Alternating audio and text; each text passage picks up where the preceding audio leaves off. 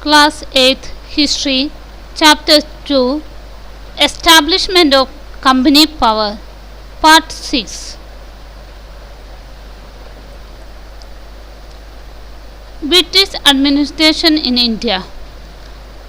After the capture of many territories, now the British East India Company thought of the need of the proper administration system for them by which they could effectively manage the affairs of the country. Now the aim of the company was twofold. Firstly, the aim was to increase profit through the trade, and secondly to hold India as their colony without taking welfare of the people into concern. For this, they divided Indian territories into three presidencies: Bengal, Bombay and Madras. Each presidency was administered by a governor. The overall administration of the residencies was managed by Governor General. Warren Hastings was the first Governor General of British India. In order to strengthen their rule in India, Warren Hastings introduced new reforms. In 1772, a new system of justice was introduced, where each district had two courts, criminal and civil.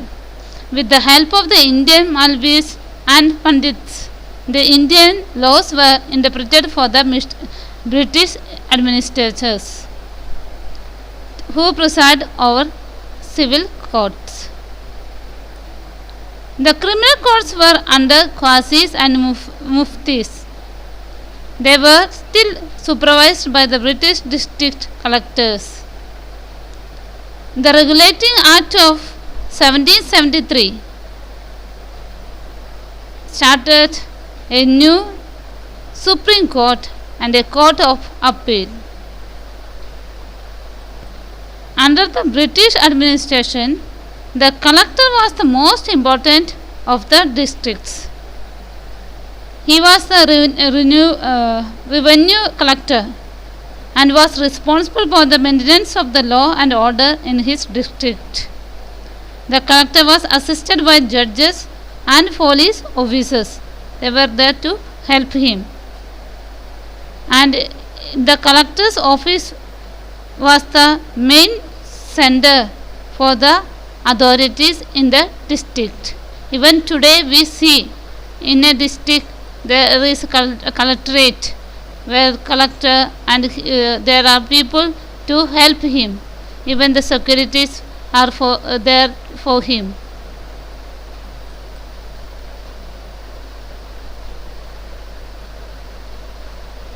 The last topic in this lesson is Army under the British administration. The army was an essential part of the British administration and formed the second pillar of the British rule in India. They were the strength of the company. It helped the company to establish its rule in the vast territory of India.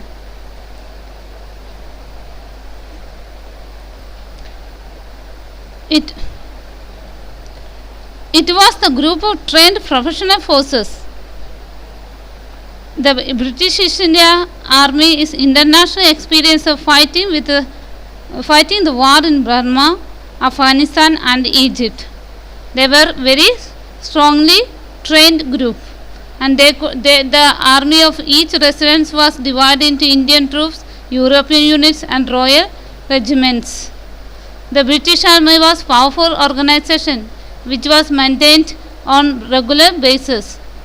The salary were paid monthly, which made this profession lucrative for Indians. The British developed a uniform military culture.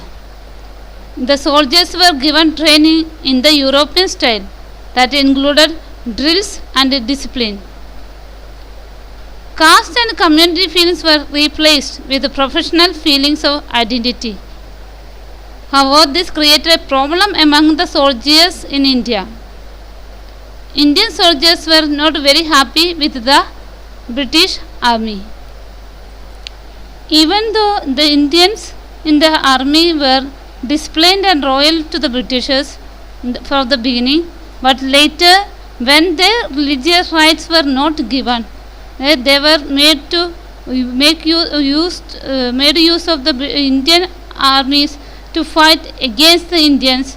These Indian soldiers fought against the British armies, and they were not obeying the will of the British commander in those days. Many Indian spies revolted in large numbers against the British in 1857. Till then, even though the Indians fought, but the entire country was powered by, administered by the British rule on those days. With this, the chapter ends here. Now look at some key terms. First one is mercantilism, means a system through which a country tries to increase its wealth through trade with other countries, characterized by exports being more than imports.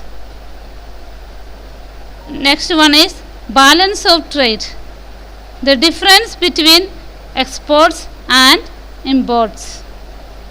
Charter, a contract stating the rights of a country's people or a group of people. Trading post, a small settlement established for the purpose of trade. Musket, a gun with a long barrel used by the infantry for the fight. To round up what we learned in these lessons are British expansion in India, mercantilism, trade was Anglo-French rivalry, conquest of Bengal, dual government,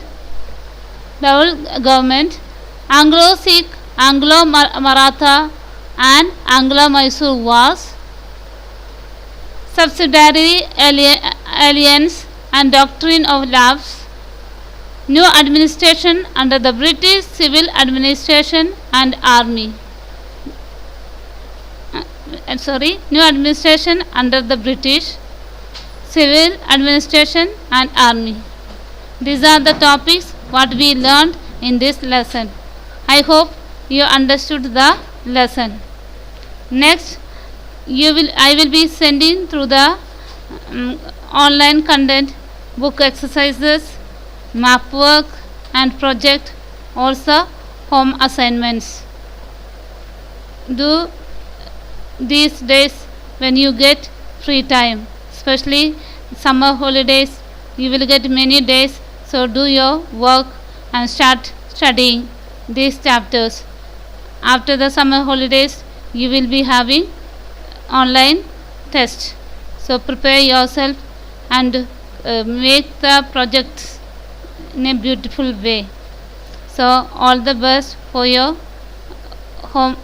summer holidays. Enjoy your days. Be safe.